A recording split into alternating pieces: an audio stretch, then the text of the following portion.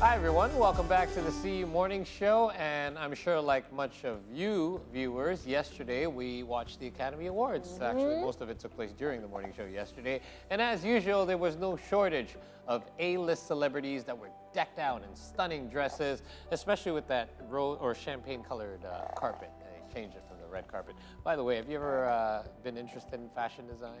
Yes, I have actually. Really thought about it? At one point in my life, no, it was just a hobby. I knew I was never going to be able to do fashion, but I always liked drawing. The drawing part. Right. I wasn't. I knew that if I wanted to do fashion design, I'd had to go through the sewing part and doing everything, and I wasn't very good at that. Yeah. Design school is, Fortunately. I heard, is not cheap. That too, yes, that too, and limited options in Indonesia at the time. At the time. At the time. That's right. So for those of you who are perhaps interested in learning about fashion design, we've compiled a list of the world's most elite fashion schools. Instituto Marangoni is on the list of the most elite fashion schools. Its main campus is in Milan, Italy, with branches in London, Paris, and most recently, Shanghai, China. With an experienced teaching faculty and campuses in global fashion capitals, the odds of graduates finding jobs are as high as 90%. These perks, though, come with a cost, however, as tuition fees range from over $17,000 to $24,000 depending on the program. Yeah, it's always tough because fashion industry has a reputation for being so elite. True. And here's the next one. Located in Greenwich Village of Manhattan. Of course, we're going to talk about the Sounds infamous expensive. New York Parsons represents the new face of fashion design education. It has produced a host of great talents, especially in the last 10 years, courtesy of a dedicated faculty with established fashion design backgrounds. Some of its famous graduates includes Alexander Wang, Anna Sui, and Tom Ford. And this is also the one, the one school that is very much mentioned in, that Heidi Klum show? Yep. The Runway, that's right. Learning in this prestigious private institution will set you back $40,000 US. Getting higher there in price. And we also have Central St. Martin's College of Arts and Design in the heart of London City. Now, it prides itself in having legendary faculty led by the famous Professor Louise Wilson, who has taught some of the biggest names in fashion designs, such as Gilles Deacon and Alexander McQueen. Now, it's less expensive than contemporaries due to the partial government funding, though tuition can still cost up to a whopping 20 grand. There you go. But still, the thought of government funding and support for the creative industry is always a good thing, right? Absolutely. Well, there you have it. Those were some of the world's most elite fashion schools.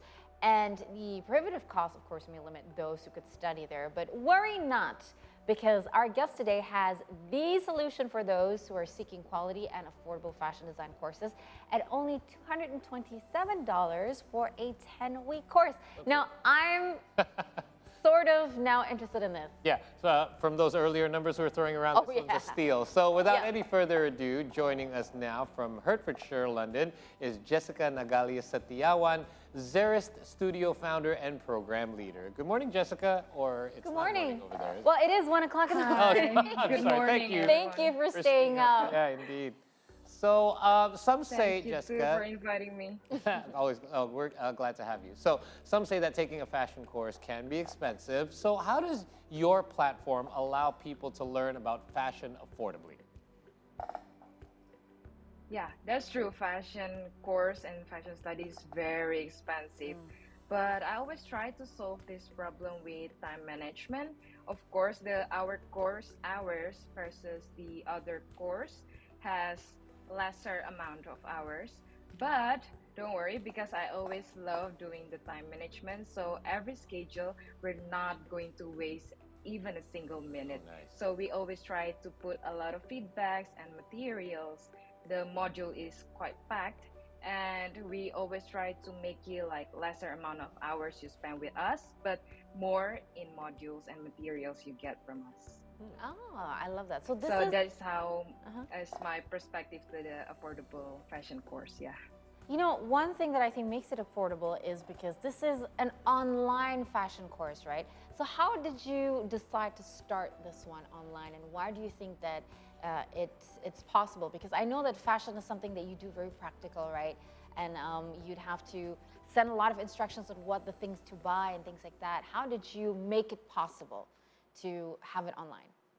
Yeah, that's true. So I really hope my simple story actually can be inspiration to for those, yeah, who needs this. But I was actually graduating my diploma back in Singapore in 2021. So this is a very new idea for me because I was actually having a business plan for in the fashion industry. But during my holiday, I was waiting for my convocation ceremony. My one of my best friend actually having difficulty with her uh, schoolwork, which is an art school. So I actually help her how to get her work finished, and she complimented me that I gave her like good tips and then tricks on how to do her work better. So she mentioned that I should be a tutor instead. So I tried, yeah, I tried to make a brochure, a quick one without any preparation. So I haven't have any curriculum ready yet, but I tried to make my brochure first, and I really doing a hard selling on my best grad award. So yeah, I really overused it, but it was my only weapon to advertise. Yeah, Yeah. and then so from that I gained a lot of experience from volunteering to high schools, and finally now after 2 years I have many type of different courses with different type of tutors too. I also teach in private homeschooling, and we also have published our own sketchbooks and other products, and we also aim for more than just fashion. Actually, that's why I was naming it Zeri Studio Art and Design, not just particularly in fashion. All right. That is absolutely great for those that need it and those that are interested. And I'm having a look at your something that you posted recently, just less than a week ago, in regards to your opening of the registrations for those that are interested. So there's like, for example, a spring program, a summer program. These are semi-private, and they're limited to only 10 students. Why did you decide to break it up into much smaller groups for this more kind of like a shorter period for a 10-week program? Yeah, so actually for the semi-private group, the amount of hours I offer is one meeting is 2 hours, right? So I really try to manage every single minute to give feedbacks to each of students. And while everyone is doing the work, meantime, I can give like every single one feedback and it takes turn. Oh, So I really try to schedule the curriculum wisely, and I think that's the best way for now. Yeah. So I've mentioned before how difficult it can be to learn something as intricate as design and fashion, not face to face, but online. How do you manage it? So how do you run this? And I know that it comes with challenges, right? With using online platforms and how to communicate through these platforms and internet how to connections. yeah, internet connections, or how to optimize the application or facilities available online. But how do you make it fun and interactive between and your students, knowing that you're not meeting them face to face, and they still feel that face to face feel, though, if you get what I mean?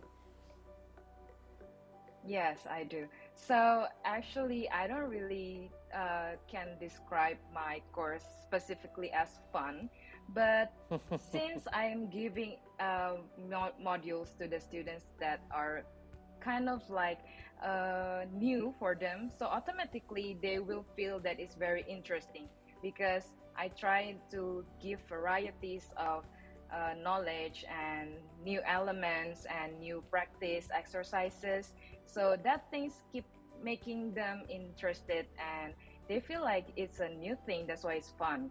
But I always try to keep it relaxed and flexible as possible because like an open conversation is good to create more creativity. Yeah. Right. So, Jessica, who exactly is this for? I mean, obviously, we mentioned those that are interested in design, but who is interested in design? Is it more for the beginners, those that are trying to learn the basics? Is it also for those that are more advanced and willing to learn more and more in depth?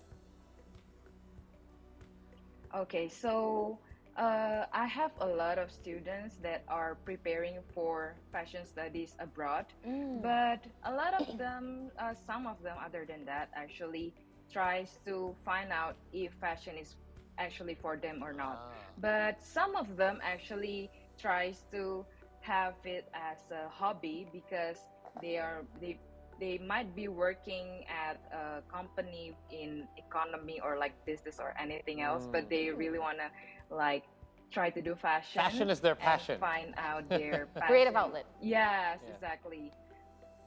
But other than that, actually, some of the students are having it for their job.